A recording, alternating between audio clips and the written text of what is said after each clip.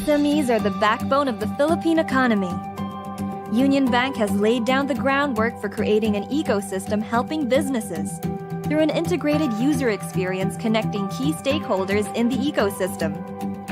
SMEs can now have immediate access to financial service providers, points of sale or POS, accounting, inventory, human resources, tax and payroll services, supply chain management, and providing business communities and engagement in B2B and B2C marketplaces.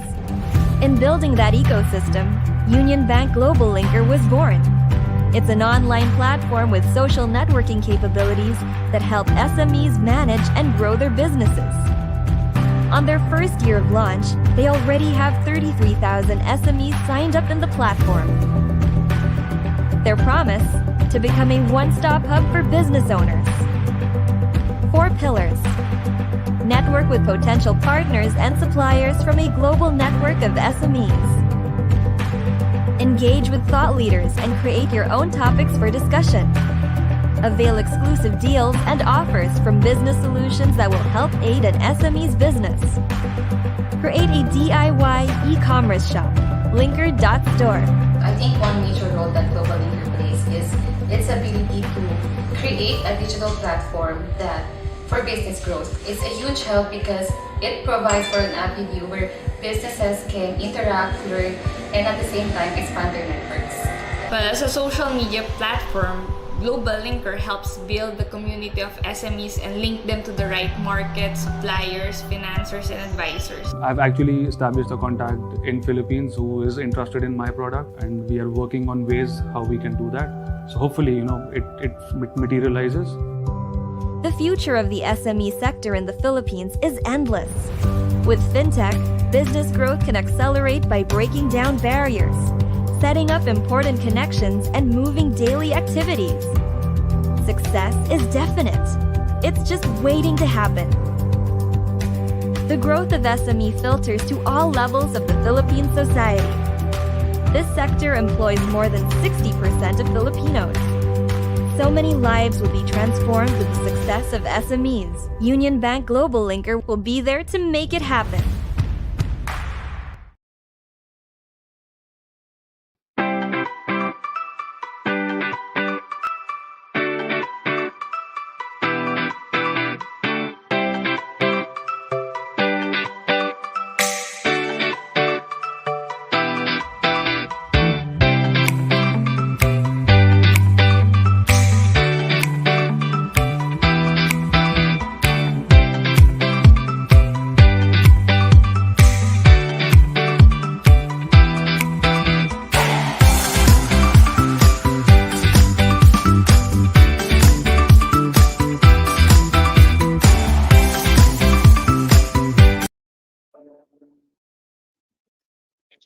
Hi, welcome to the 17th episode of Bounce Back 2021 Time to Shine Practical Coaching Series. So I'm your coach tonight, Darwin Balaswit, and I would like to thank our corporate partners, Unionbank Globallinker and Resellee, for making this happen. So, yep. Tonight, I'm going to teach you how to persuade your prospects to buy your products and services.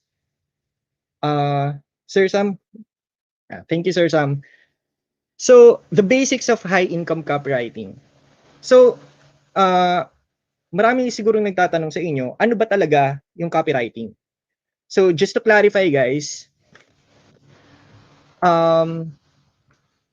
well, copywriting doesn't have anything to do with trademarks or copyrights or patents or intellectual properties. So before that, I'm going to introduce myself first. I'm Mark Darwin Balaswit, but you can call me Darwin na lang. So I'm a mechanical engineer turned copywriter. So why did someone like me or a highly paid engineer become a copywriter? Mamaya malalaman nyo. And I'm the founder of the Top Dog Copywriter, where I have helped 385 students as of today how to write converting copy for their clients and or for their own businesses. Now, as I have said earlier, copywriting does not have anything to do with copyright trademarks or intellectual properties. Now, ano ba talaga yung copywriting?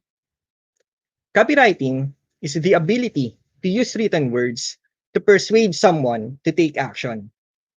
Now, that action might be to subscribe to your email list, to click on a link, to comment on your post, to buy your product.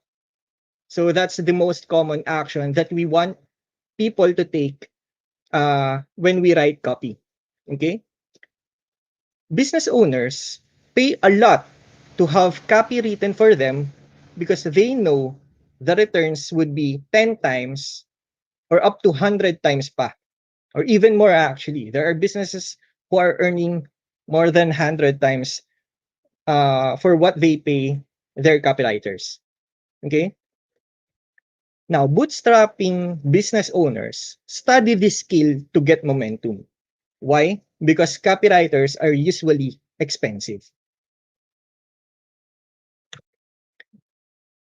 With that being said, if you're a business owner who is trying to bounce back from this pandemic, magagamit mo yung skill ng copywriting for you to skyrocket your business or to turn your business around if you're struggling. Or if you're someone who has been recently laid off from your job, magagamit mo yung copywriting for you to be able to get freelancing gigs para makatulong ka sa business owners na iba. And they would pay you for that skill. Okay? Now, ano ba yung mga types of copy or examples of copy? Facebook ads, sales letters or sales pages, emails, landing pages, YouTube videos, title, description, script. Those are all copy. Websites, product descriptions, Google search results, and more. Okay? Basically, if we're being honest here, copy is everywhere. Okay? Copy is everywhere. Now, bakit natin kailangan aralin yung copywriting? Why learn copywriting in the first place? Aside from the fact that business owners need this, there is no other skill in the world that can make you as much money as copywriting can. It can actually transform your life forever. And once you master it, you will never have to worry about money again. You can launch or grow your business, any business that you desire. And this is the wealth secret of all successful businesses in the world. Okay? And if you're like me, magugustuhan mo yung copywriting because this is introvert friendly. But don't listen to me or to what I have said just now. Listen to my students instead. Walter, one of my students, was able to get or close a 95,000 peso deal on his first freelancing client. Sorry, medyo maliit yung screenshot, but if you're on the desktop right now, makikita mo na binabaan niya pa actually yung quotation niya for his client. His client is a local. Okay? He's also a Filipino. So that's his first freelancing client. Not bad for his first. He's done actually great. Now, Fritz. Si Sir Fritz, I'm not sure if you know Sir Fritz, but he's the owner of Free Talking. He's one of my students also. And he was able to get 35 confirmed dealers and 3 prospective franchisees for his business. If you can see the date here, it was last April 29, 2020. So it was during the peak of the lockdown. Okay? Yan yung talagang nagsastruggle na halos lahat ng businesses. But Sir Fritz was able to get these kinds of results because of copywriting. Trixie, actually, she's my business owner right now. in one of my businesses, and we met inside my program, Top Dog Copywriter. So she got 6 figures in her e-com business using her favorite topic inside my program.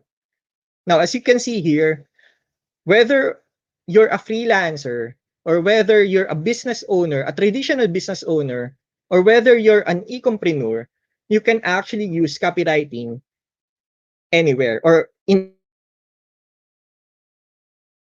related yan sa selling. Basta related yan sa business. Now, you might be asking me right now, Darwin, I'm not good at copywriting. Or hindi nga ako magaling mag-English. Paano ako matututo nito? Don't worry, kasi sabi ni Mark Melling, he's a copywriter and consultant, marketing is persuasion and influence.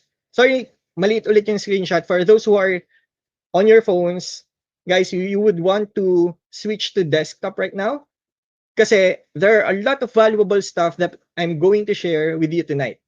Okay?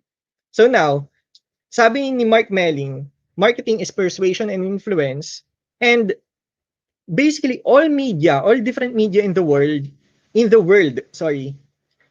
or kahit ano pang language yan, you can actually market products and services, whether it's your own or your clients. Kaya nga nakakuha si Walter ng isang local client kasi he can actually use the Filipino language to write effective copy. Now, sabi pa niya dito, my copy would make my high school English teacher white hat in anger. And case in point, the two biggest e-com companies right now, Lazada and Shopee, they are using the Filipino language in their Facebook ads. So I got these two from their Facebook ads. Okay? Sabi niya, iba magpasabog si dance floor, etc. It's not pure English, tamang pagbintang lang, Shopee fam, etc. They are spending hundreds of thousands or even millions of pesos in ads, in advertisement, using that language kasi it's not required in copywriting. Now, if you ask me, these are the questions that you should be answering. How can I get good at copywriting? How can I get good at English? Now, bakit? Bakit ito dapat yung mga questions na tinitignan mo or tinatanong mo? Kasi words are powerful. If you say na, Darwin, hindi naman ako magaling mag-copywriting or hindi naman ako magaling magsulat, hindi naman ako magaling mag-English, alam mo, tapos na yung laban. Tapos na yung laban. Hindi ka na matututo magsulat, hindi ka na rin matututo mag-English. Okay? Kasi close na yung utak mo in improvements. Okay? Also, guys, for those who are watching the replay pala, I forgot to say this. For those who are watching the replay, please comment below. Siguro hashtag replay para makita rin to ng ibang manonood later. Okay? So, hi guys pala. Hi guys. I hope you're doing fine. Now, going back, with regards to copywriting, hindi mo kailangan maging sobrang galing. Okay? Hindi mo kailangan maging sobrang galing. You just have to know how your customers think and feel.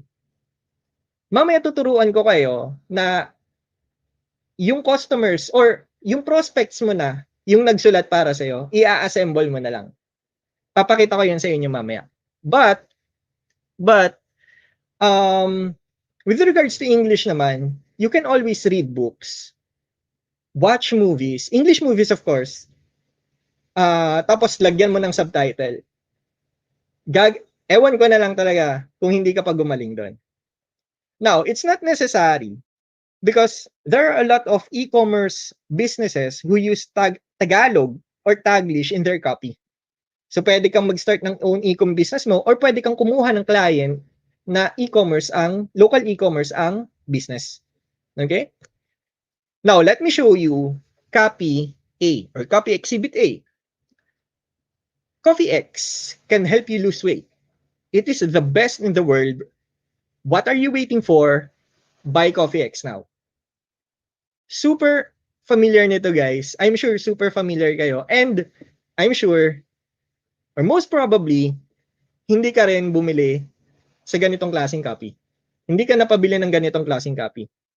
Guys, for those who are watching, type yes if napabili ka nito.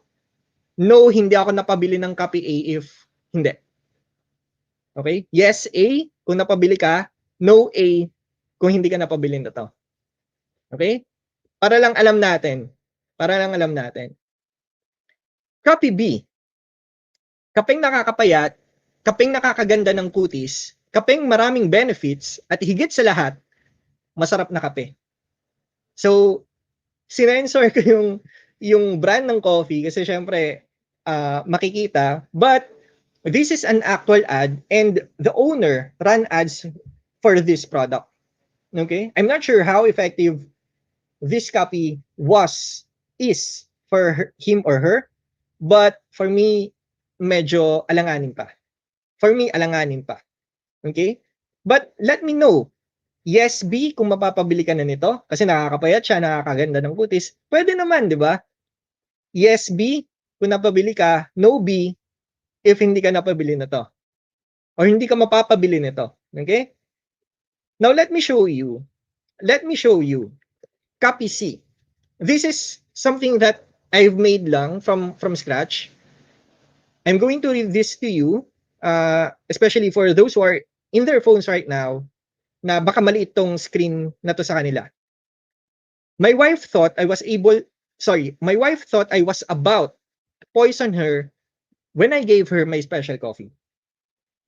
She said I smiled like a mad scientist does. But after her first sip, her face became radiant. It tasted like hazelnut, her favorite. But she did not finish her cup because she was on a strict diet.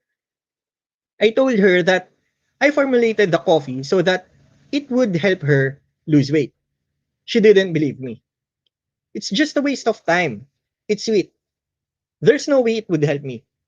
I had to beg her to keep drinking it every single day. Until after a week, when we finally decided to step on the weighing scale, tears dropped from her eyes when we saw she had lost 3 kilos. More words, etc. Hindi na kasi kasya sa slide, but yung final is click here to start changing your life. Now, guys, let me know if copy C, mapapabili ka sa copy C. Let me know if mapapabili ka sa copy C. Okay? Now, hindi ko naantayin yung reply nyo, but for those who are watching the replay, mag-comment rin kayo. Okay? Now, with copywriting, you can increase your profits without increasing your marketing budget. Bakit? Bakit ko nasabi yan? Imagine, from copy A, in-improve mo konti. Ginawa mong ganito, copy B. Tapos mas in-improve mo pa, copy C.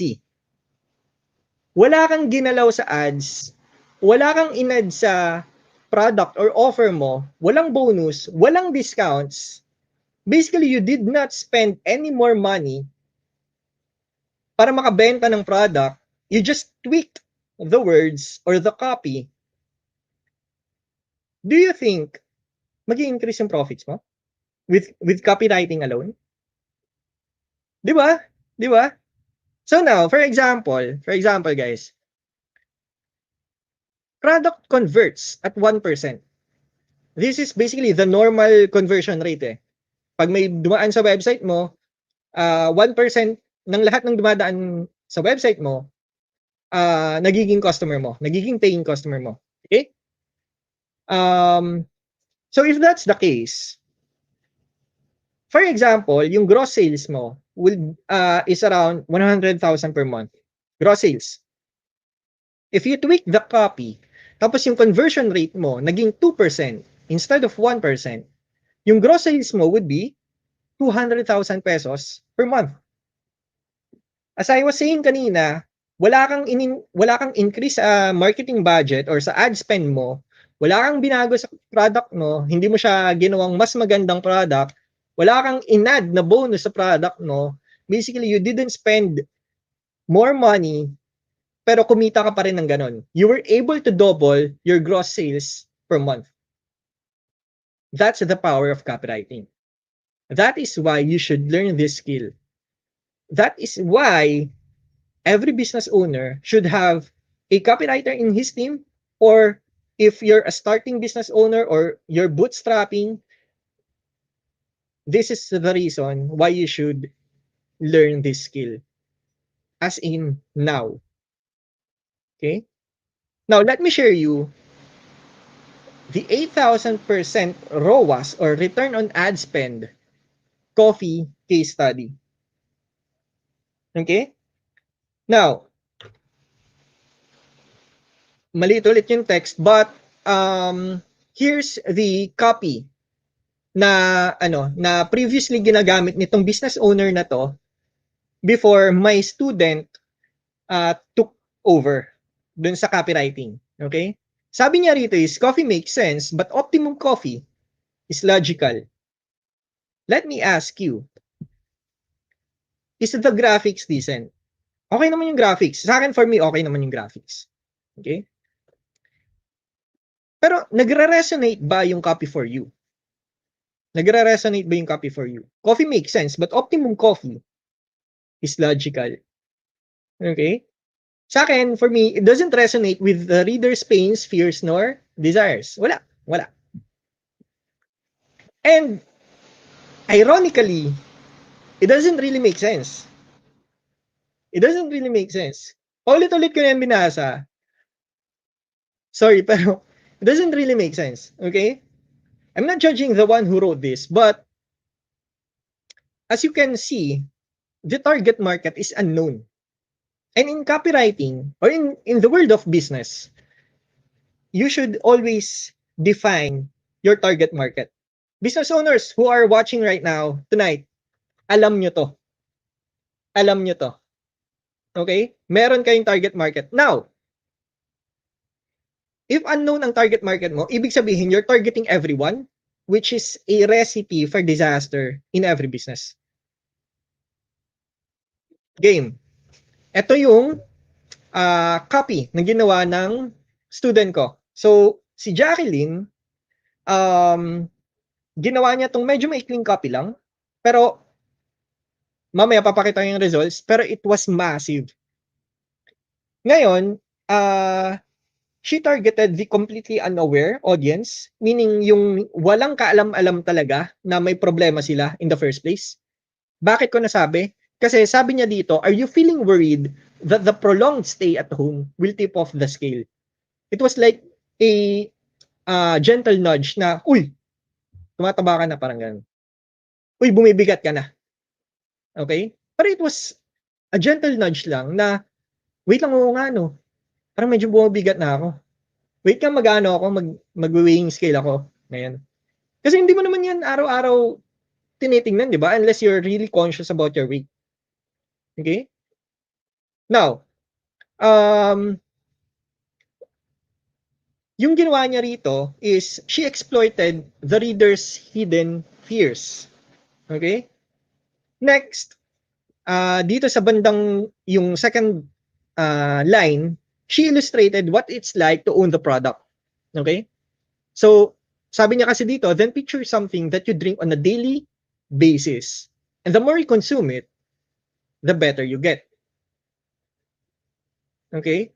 So, in-illustrate niya, parang pina-imagine niya. Parang, oo nga, parang sarap-sarap naman ito. Parang ganun. Okay? Number 3, she showed the reader's hidden desires. Bakit hidden? Kasi, sabi niya rito, imagine a coffee that could make you happy, skinny, and healthy. Would you try it? Bakit siya hidden desire? Kasi hindi mo naman yan araw-araw binabanggit, consciously binabanggit na, I want to be happy, I want to be skinny, I want to be healthy. Wala. Diba? It's just there, hidden inside you. Naginising niya lang, uy, di ba gusto mong maging masaya, gusto mong mas pumayat pa, gusto mong maging healthy. Okay?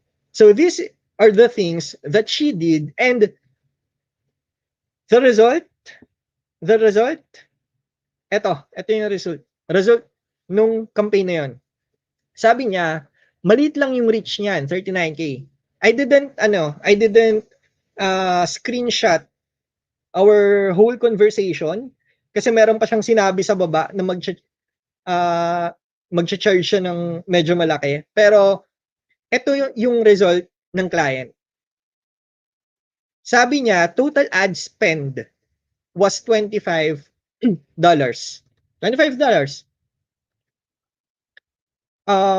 Sabi niya dito, we doubled her page likers in 4 days, which is actually, it doesn't matter kasi vanity metrics lang yan. But here's the amazing thing. $2,000 in sales plus commissions in just 1 week with $25 na ad spend.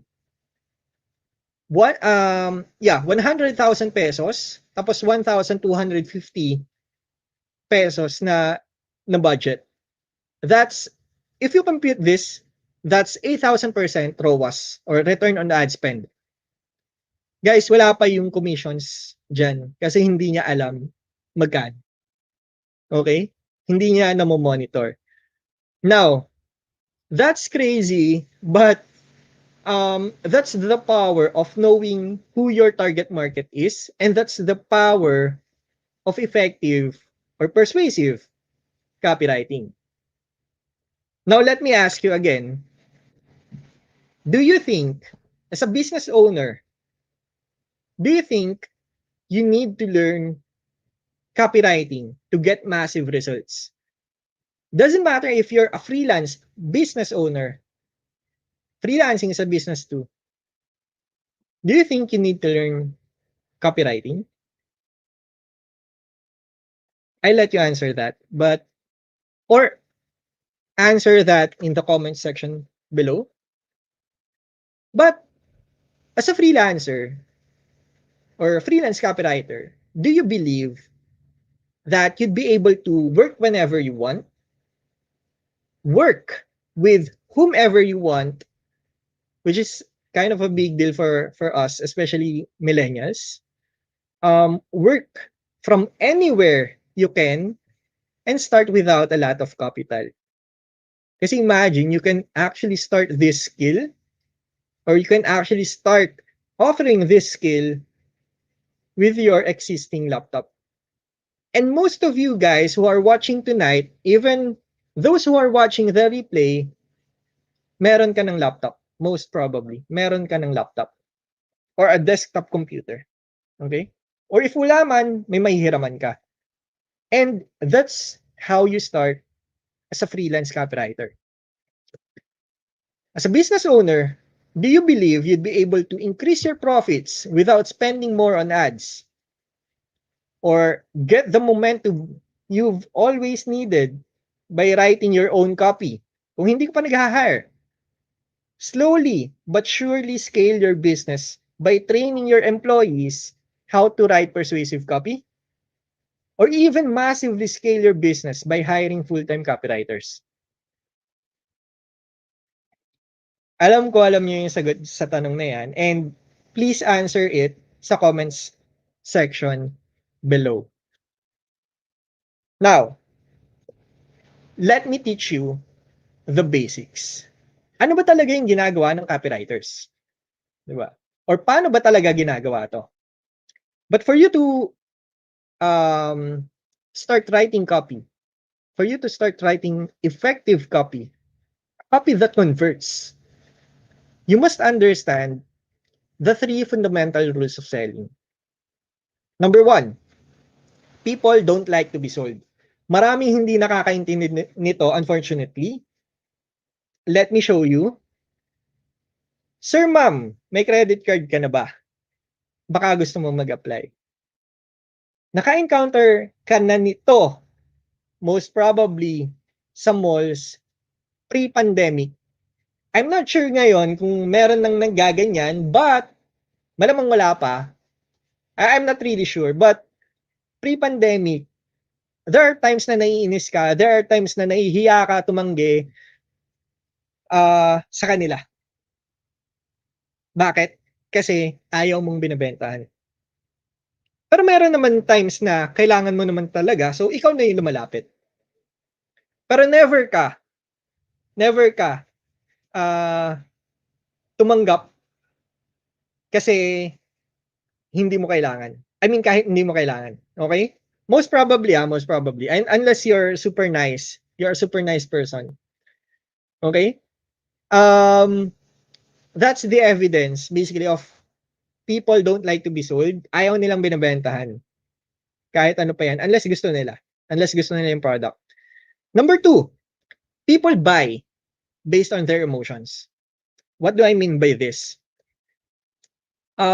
Between Samsung Galaxy Note 20 Ultra and iPhone 12 Pro Max, which one would you buy? Let me know in the comment section below. I won't wait, but here's the thing.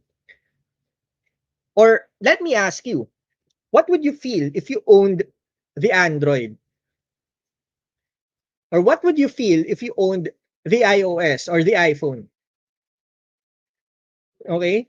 So, you'll have different answers and preferences, but that's my point. Choosing your phone is subjective.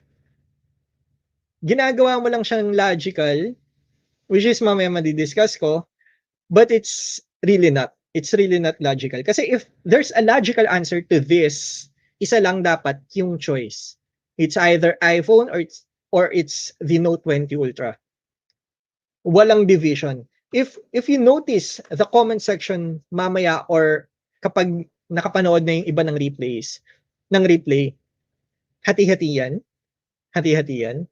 Even ikaw, baka hati rin yung emotions mo rito. Okay? Now, since walang clear winner, you have to choose. It can be, gusto mo kasi yung Android kasi you feel that you're limited by iOS. By the iOS ecosystem. Okay? Wala ka masyado magawa and ayaw mo ng ganun. Take note of the ayaw mo ng ganun. That's emotions. Ayaw mo nang nalilimit ka. Gine-justify mo, pero ang ayaw mo talaga is nalilimit ka. Ayaw mo ng ganun. Okay?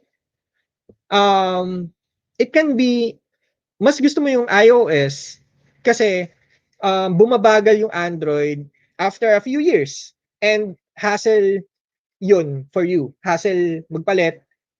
Hassle bumili ulit, magastos. Kasi, for example, most probably you've experienced this kasi I'm from Android din. I recently switched sa iOS. But when you saw yung older models ng iPhone sa asawa mo, sa friends mo, sa kapatid mo or kanino man, medyo naiinggit at nangihinayang ka na bakit ba nag-Android pa ako before. Yung tipong ang smooth ng Android ng bagong bili, ang snappy niya, ang bilis niya. Tapos, after a few years, mas luma pa yung iPhone, mas mabilis yung iPhone. Alam ko nakakita ka na nito. Okay? And if you're someone who values na yung makatipid, yung the fact na gusto mo makatipid, if you value that, mas gusto mo yung iPhone kasi gusto mo makatipid. Okay? Or if you're someone na ayaw sumakit yung ulo dahil bumabagal yung phone paunti-unti, mas gugustuhin mo yung iOS. So that's based on emotions, right? That's based on emotions. Kasi may mga ayaw kang ma-experience, may mga gusto kang ma-experience. Now, you buy based on emotions. Now, once sold, kapag ready to buy na yung tao, yung hindi once sold, hindi ibig sabihin na benta mo na. Once sold, ibig sabihin gusto niya na bilhin yung product mo or na-convince mo na siya na okay itong product na to, something na worth it bilhin.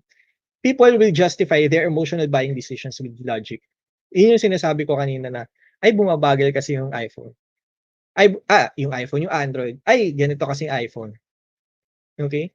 But deep inside, if you're going to look at the root of that, it's actually based on emotions. Kasi may ayaw kang ma-feel, may gusto kang ma-feel. Gine-justify mo lang talaga siya. Hinahanapan mo lang ng butas yung isa, hinahanapan mo lang ng good points yung isa, pero ang nagpapatakbo talaga nun is yung emotions ng tao. Okay? Yung emotions ng tao. Now,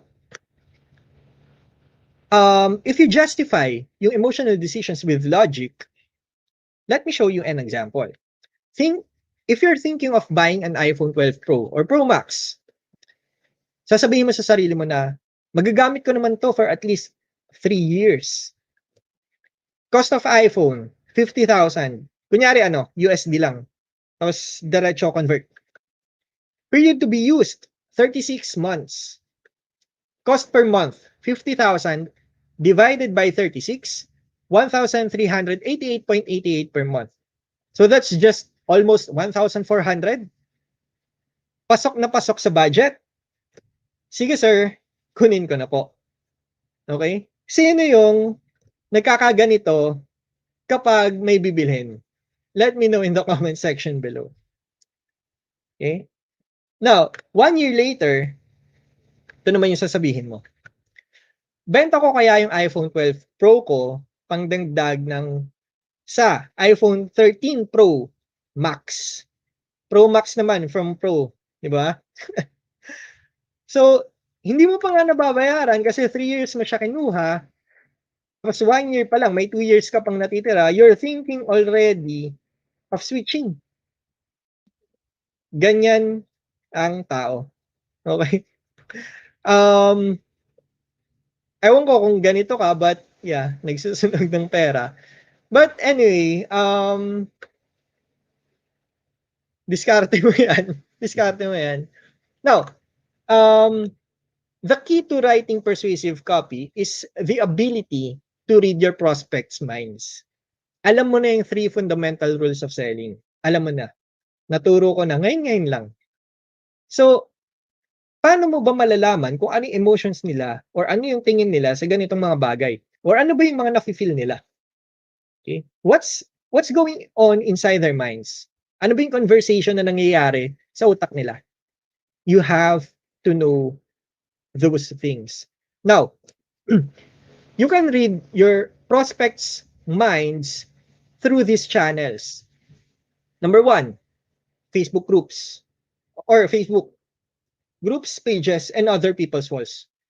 Medyo mahirap yung other people's walls, but if you know someone who is an authority figure in something, tapos nandun rin yung niche na sinusulatan mo, you can actually stalk them. What do I mean by that? If ang niche mo na sinusulatan mo ay freelancing, you can always stalk John Pagulayan, Jason Dulay, or kung sino pa yung nasa freelancing niche. Okay? Or Demi Bernice. Tapos if copywriting, you can stalk me. Ano ba yung mga nasa wall ko? Or ano ba yung mga pinagsasabi ko? Okay? But most commonly, you stalk the Facebook groups and pages. Bakit pages? Kasi for example, sa Globe, tawag dito? Ka ng sobrang daming reklamo. Makakakita ka ng sobrang daming reklamo. And you can actually use that for your copy kung ang customer mo is si Dito. Okay? That's just an example. Tapos may mga Facebook groups naman where your target market is congregating. So makikita mo or malalaman mo ano yung struggles nila about a certain product, ano yung mga usual reklamo nila about a certain product, ano yung mga pinagdadaanan nila as entrepreneurs if puro entrepreneur yung nasa loob. So like this like here in Bounce Back, puro entrepreneurs yung nasa loob, puro business owners. So you can actually stalk yung Facebook group ng Bounce Back if you're writing for business owners. Malalaman mo yung mga pains nila. Okay?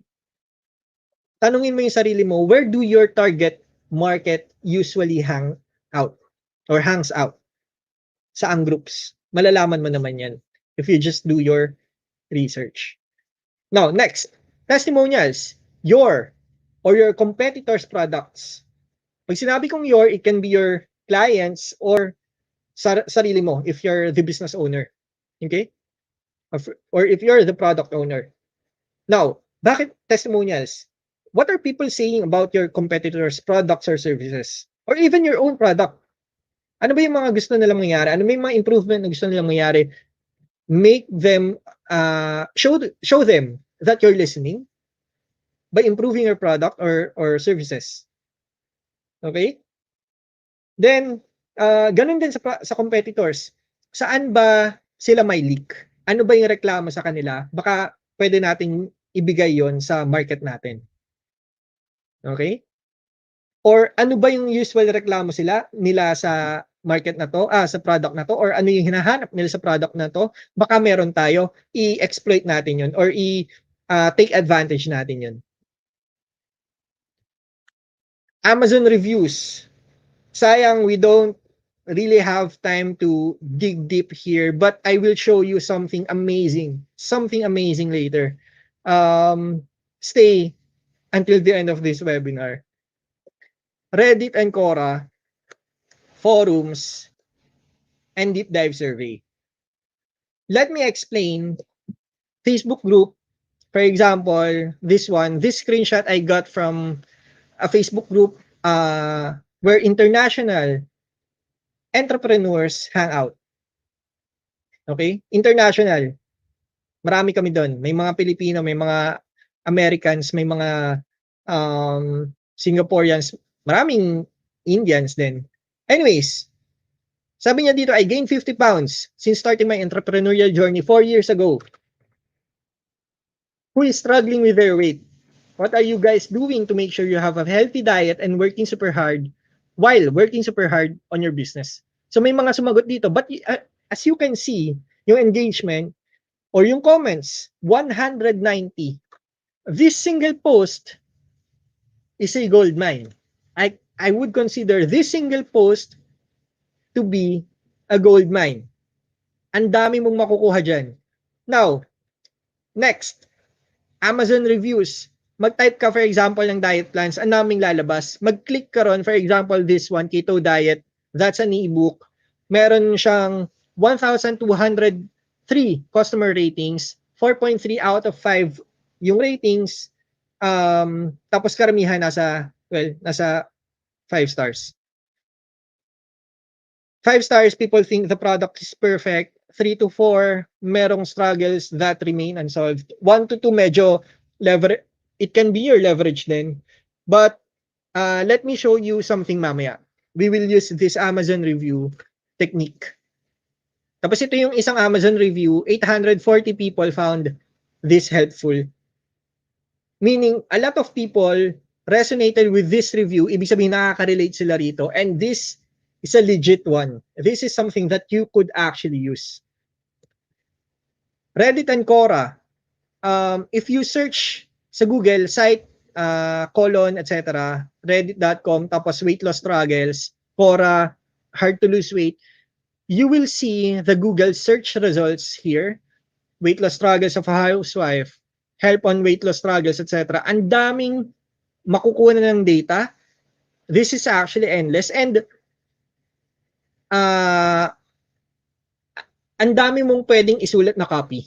Ang dami mong malalagay sa research mo. Okay? So this is just a tip. You can use the formula below when you want to search specific websites, when you want to search in specific websites using Google. So site, website, quotation marks, topic, quotation marks ulit, topic 2, quotation marks ulit, topic 3, or kung ilan pa yan. So this is the example. Screenshot nyo na lang guys if you want. Yan. And don't forget that Google is your BFF. So for example, cooking forums. Ito yung sinearch ko rito. Ang dami kong makukuha. A day in the life of a baker. If nagbe-bake ka, 'di ba? Or if bakers ang ang target market, 'di ba? Use and abuse Google when doing your research. Now, deep dive survey is about asking the single most important question. So this technique I got from Ryan Levesque, the founder of Ask Method. You can actually search him then. But basically, the SMIQ, or the single most important question, is when it comes to X, what's your single biggest challenge, question, or frustration? Now, X is the thing that's related to the solution you're offering. X is the benefit they get from your product. Okay? For example, when it comes to persuading your prospects, when it comes to X, which is persuading your prospects to buy your products or services, that's the benefit that they want, diba? That's the solution. What's your single biggest challenge? When it comes to overcoming stress and anxiety, again, overcoming stress and anxiety, that's the X. What's your single biggest challenge? When it comes to turning leads to students, what's your single biggest challenge? When it comes to getting qualified leads for your FA business or financial advisor business, what's your single biggest challenge? Okay? Makaka-receive ka ng maiikling sagot, makaka-receive ka ng mahabang sagot, but you don't want to focus on those na short answers lang. Mamaya, papakita ko sa'yo. Pero, in the first place, you might be asking me, Darwin, bakit challenge yung tinatanong mo? Bakit hindi yung, what do you want? Bakit hindi ganun? Okay? Kasi, people don't know what they want until you show it to them. I just quoted Steve Jobs on that, but that's true. Tanungin kita ngayon, Darwin, saan mo gusto kumain?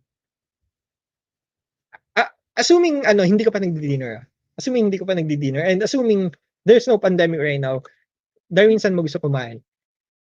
Most of you would answer me back na, ikaw saan mo gusto? Ikaw saan mo gusto? 'Di ba? Bakit? Kasi hindi mo alam. Most of the time, hindi mo naman alam kung saan mo gusto kumain. Pero pag tinanong kita, saan mo ayaw kumain? Ayaw ko sa McDo, ayaw ko sa Mang Inasal. Gusto ko ng Jollibee, na ganun. 'Di ba? Pero actually, hindi mo malalaman na gusto mo yung Jollibee most of the time. Unless talagang kinakain-kain ka. Okay? Now, ito yung sinasabi ko na short answers.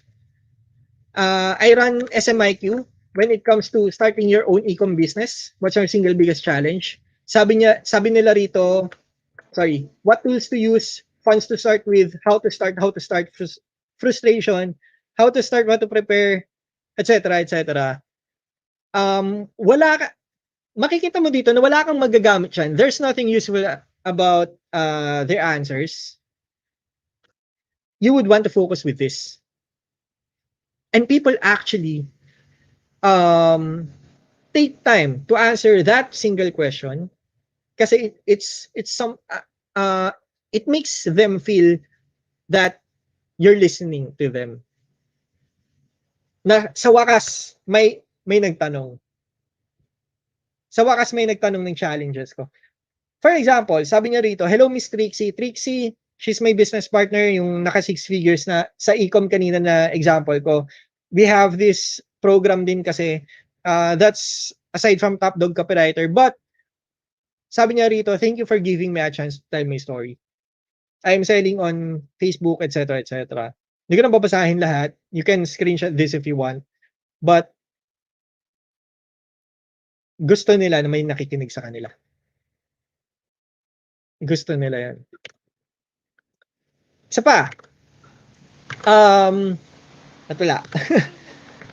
Ayan. Remember the data that you got from these sources. You can actually turn them into persuasive copy. You can actually turn them into persuasive copy.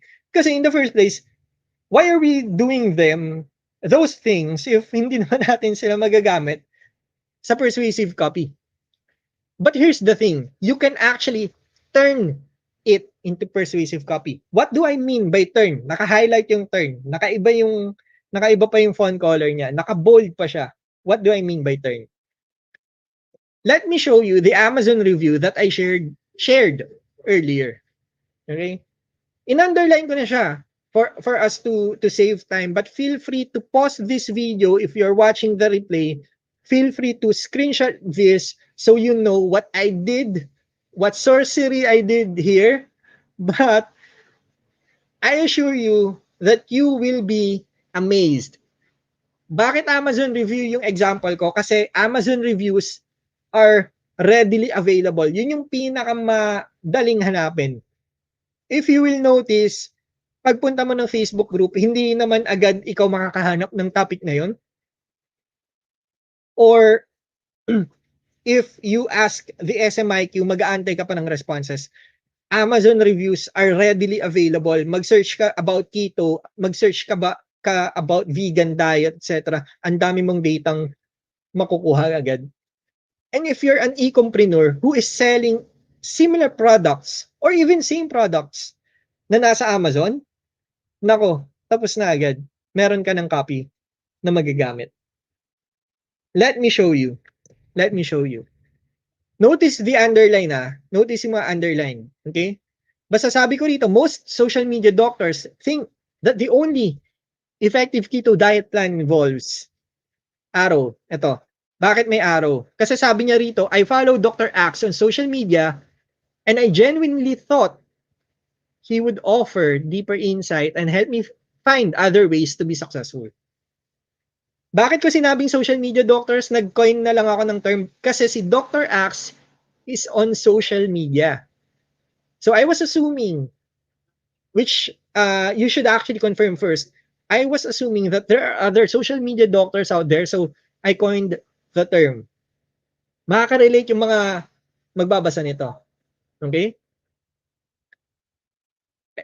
Next, expensive organic ingredients, bland, healthy recipes. Nasaan nanggaling expensive? Sabi niya rito, I can't afford what he says I should do to follow his program. Bland, healthy recipes. Ano yon? Nasaan yon? Meron siyang sinabi rito, but I will stick with other craveable keto recipes in the meantime. Bakit? Kasi matabang. Ibig sabihin, yung recipes na nire-recommend ni Dr. Axe. Okay? Healthy nga, matabang naman. So, parang anuhin mo yun, di ba? Now, sabi ko rito, while both are important, these are not the only ways to do keto right. So, binasag ko agad yung notion na kailangan matabang, kailangan mahal yung yung ingredients. Binasag ko yon, and then isasalpak natin bigla yung ano ba yung totoong dapat. Okay? Now, if you want to have deeper insight to find other ways to be successful, saan natin yan nakuha? Sa pain niya na sabi niya, I thought he would offer deeper insight and help me find other ways to be successful. Exact words yung ginamit ko. If you want to have deeper insight and find other ways to be successful, etc., etc., which, paano ko nalaman na gusto niya? Kasi yun yung sinabi niya exactly. I used the exact words that he used. Ni Tyler, yung nag-review ng Amazon nung product. If you want to get your hands on affordable prescriptions, sabi niya kasi rito, but his prescriptions in here are way too expensive for my income. So sabi ko, affordable prescriptions. Alam mo agad na ang gusto niya ay affordable prescriptions. If you want other craveable recipes, bakit may quotation marks? Kasi ang craveable ay hindi totoong salita. I googled it. Nag-check ako sa dictionary. Hindi siya totoong salita. But why did I still use craveable? Tapos nilagyan ko na lang ng quotation marks. Kasi 840 people found this helpful. Yung nandito sa baba, yung nakalagay helpful dito. Bakit ginamit ko? Kasi ibig sabihin 840 people was able to relate or resonate with this review. Ibig sabihin nakaka-relate sila, ibig sabihin pati sa craveable na term nakaka-relate sila, and it's something that the market understands. Even if hindi siya totoong salita. If you want to know where to get organic ingredients that doesn't hurt your wallet, Sabi niya kasi rito, we'll glean what we can and make do with what we can actually find and afford. So, pain niya rin pala yung paghahanap. Kaya sabi ko rito, if you want to know where to get organic ingredients, di ba? That doesn't hurt your wallet, pain niya maghanap ng mura at organic na ingredients. So, binigay ko yun sa kanya. Click this link to buy, tapos title of the ebook. This is assuming ebook yung binibenta. But you can actually do this technique with other products. Hindi ko pala siya nasama yung ibang samples dito. But instead, I'm going to give you basic copywriting formulas. We're actually about to finish, guys. So, bear with me. I hope hindi ka na-overwhelm dito. Just screenshot this and gamitin mo siya. Pag-practicean mo siya. Use and abuse this technique. Kasi it's something that can actually turn your business around. Nakita mo naman, with just a few lines of copy, from this review, we were able to create a copy that is persuasive. Basic copywriting formulas, AIDA or AIDA, classic. Attention, interest, desire, action. So attention, grab their attention. That's the sole job of the attention part.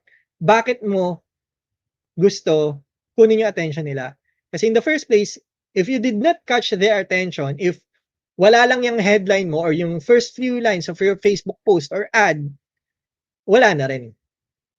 Kung hindi mo makakatch yung attention nila, hindi naman nila in the first place babasahin lahat. Okay? So you have to grab their attention. Interest. Once you have grabbed their attention, you have to keep it with interesting stories, facts, etc. Basically, make them curious. Desire. Direct their desires. Mamaya papakita ko on how you can actually do this. But from the interest, i-direct mo yung desire nila to your product. And then ask them to take action. For example, AIDA, I used the same copy na pinakita ko sa inyo kanina, yung my wife thought about, I was about to poison her, etc. That's the attention part. Bakit? Kasi intriguing siya. My wife thought I was about to poison her. Parang nakaka-intriga, di ba? Na, wait lang, ba't mo lalasunin yung asawa mo? Parang ganun. When I gave her my special coffee, ba't mo lalasunin yung asawa mo using coffee? Parang ganun, di ba? Next, interest. She said I smiled like a mad scientist does, etc., etc. It's just a waste of time. It's sweet. There's no way it would help me. I had to beg her to keep drinking it every single day. Bakit siya interest part? Kasi I made it interesting here na in story form. And then I directed their desire. Okay? So I made them keep reading. Tapos sabi ko dito bigla, until after a week, when we finally decided to step on the weighing scale, tears dropped from her eyes when we saw she had lost 3 kilos. Yan yung desire talaga nila. Actually, I shouldn't have put the box into yung sa more words, but you get the point. You get the point, di ba? You can actually add more words here para mas maging strong pa yung copy, but this is actually more than enough to make someone buy. Action, of course, yung click here to start changing your life.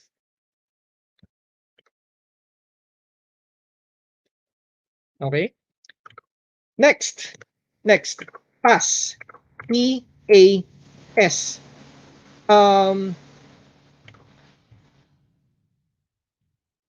So PAS. PAS is basically, sorry, I forgot to put the meaning of the acronym, but PAS is basically problem, agitate, and solve, or solution. You present the solution. Sorry guys, just give me siguro 5 more minutes, tapos na yung presentation ko. I know we're going overtime na, pero you would want to hear this. Okay? So, bakit may more words sa simula? Kasi this is actually an actual copy that I wrote for a client who generated 600,000 pesos in just 5 days. Okay? He's a trading mentor, local, pero forex trading yung inaano niya, yung tinuturo. So, where's the problem part? Sabi ko rito, like you, I've lost hundreds of thousands of pesos before profits became consistent. May more words siya sa taas kasi nga excerpt lang to, as in part lang to nung buong copy. But this exact part is pass.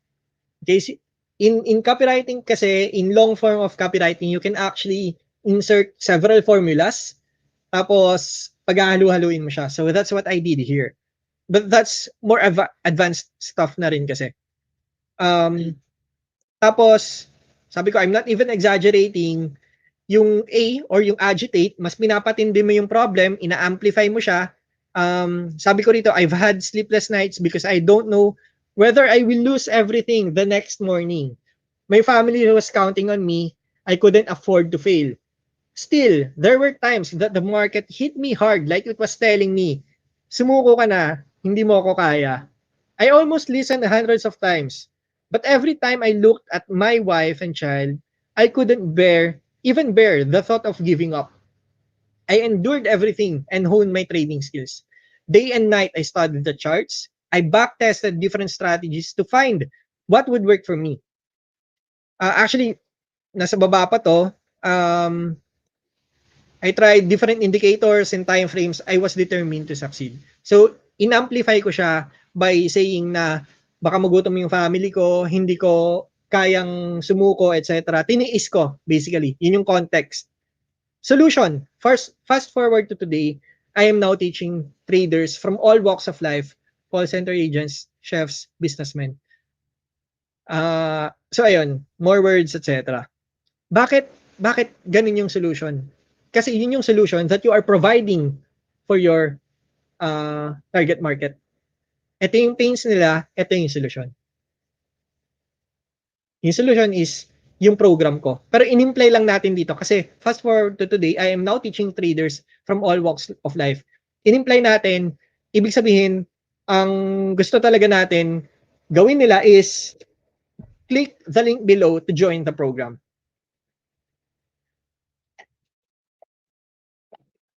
Yun yung gusto nating gawin nila. Okay? So, that's PAS and CTA. CTA, by the way, guys, is just call to action. Kasi a lot of beginner copywriters make the mistake na PAS lang, as in problem, agitate, and solve. Tapos walang CTA, walang click the link below to join the program or something like that.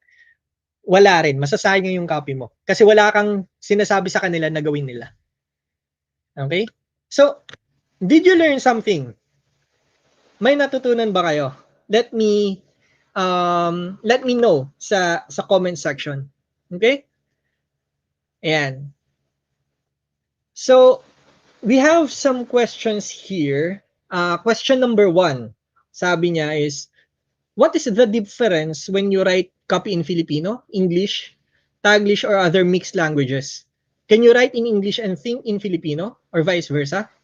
What about local dialects such as Ilonggo, Ilocano, Cebuano? How effective are they?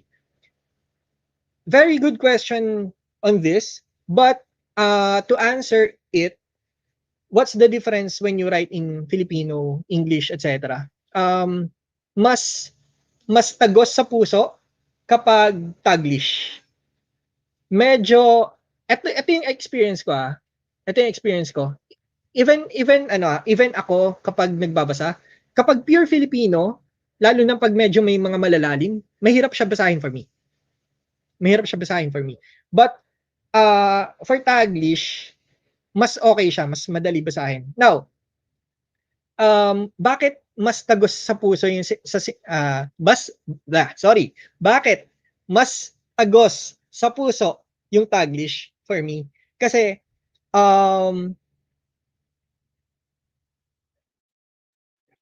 I will give an example ng positive, pero ang ginawa ng isang trainer sa company ko before is mura, as in curse. Mura yung example niya. Okay? PINFU. Yun yung example niya. But I will make it positive. Saan ka mas kikiligin? Saan ka mas kikiligin? Sinabi ko na I love you very much or mahal na mahal kita. Saan ka mas tanggalin yung salamin ko. Saan ka mas kikiligin? I love you very much or mahal na mahal kita. That's the difference of writing copy in Filipino or Taglish versus pure English. I'm not saying that you don't write in pure English kasi if that's the language that you're most comfortable with, mas okay yun kaysa magkamali ka pa. Okay? Pero I'm saying na it's something kapag local dialect or local language, mas madaling mag-resonate yung tao. And it's actually the same with the other dialects, Ilonggo, Ilocano, Cebuano. Although I haven't tried yet writing doon kasi ang alam ko lang ay Tagalog. Tagalog lang. So, ayan. Sorry na. Pero yeah, I hope I was able to answer the question. Pero syempre if pure English yung company na pagsusulatan mo, syempre pure English lang.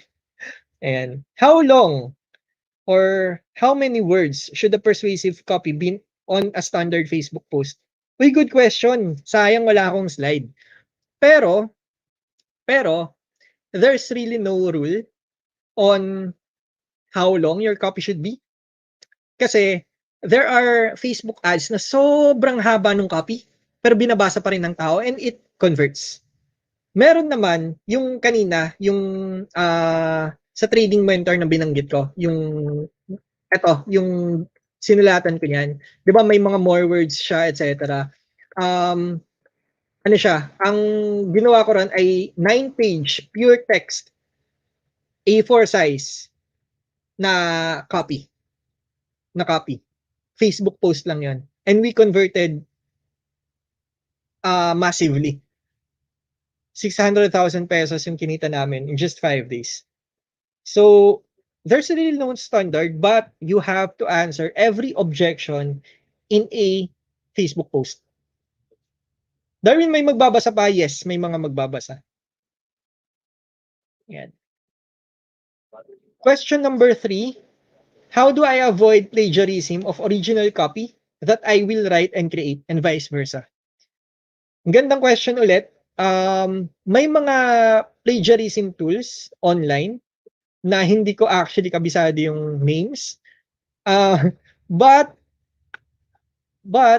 if it's something na galing naman sa research mo and you just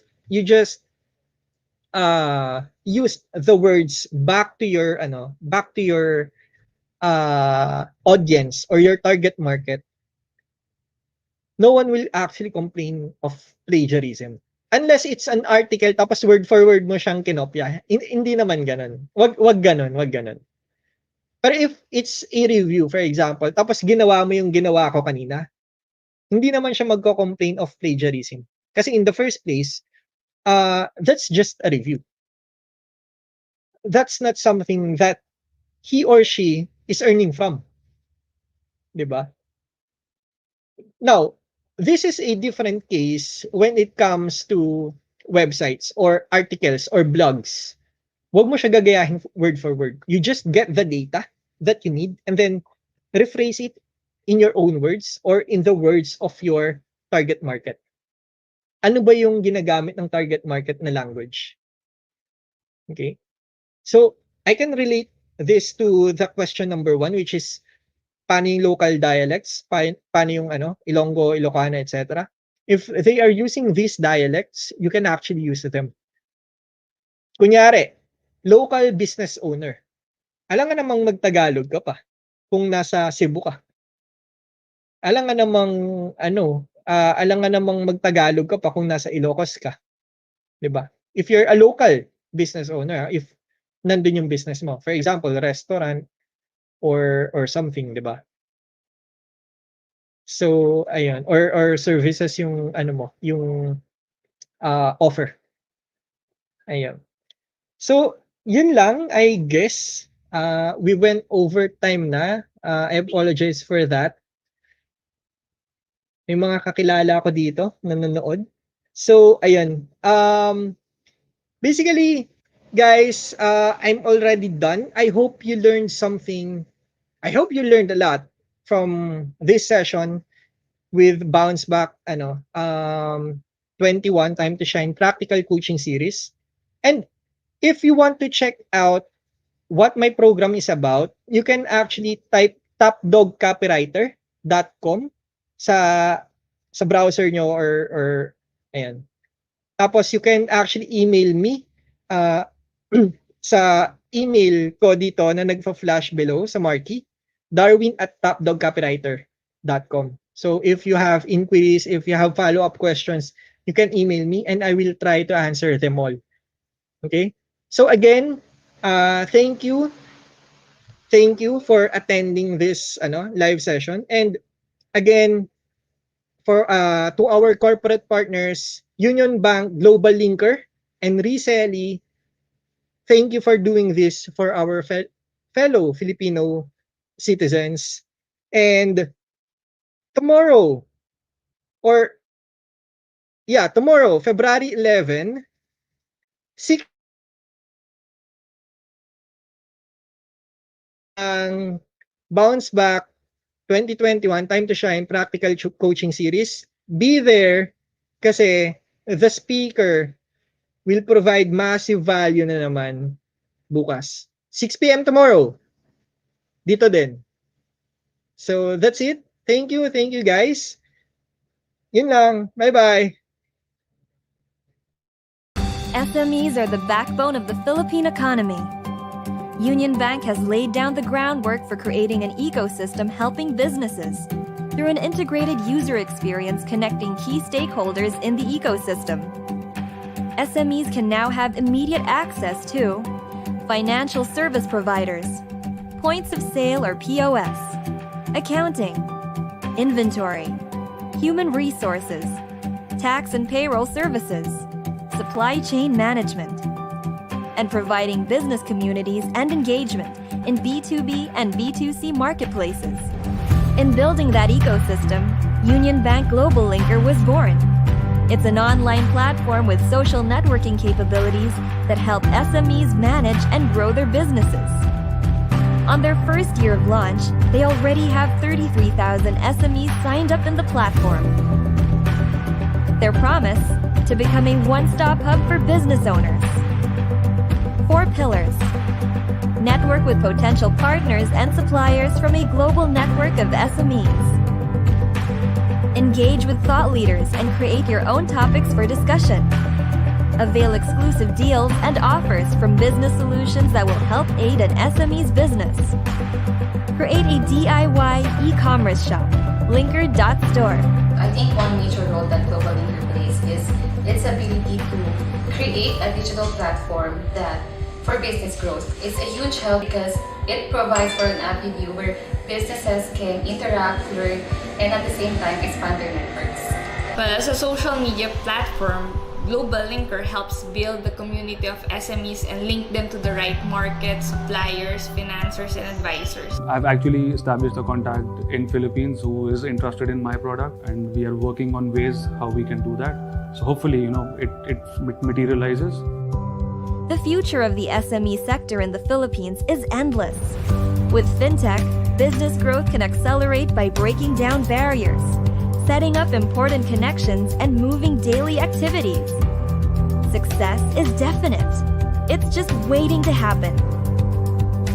The growth of SME filters to all levels of the Philippine society. This sector employs more than 60% of Filipinos. So many lives will be transformed with the success of SMEs. Unionbank Globallinker will be there to make it happen.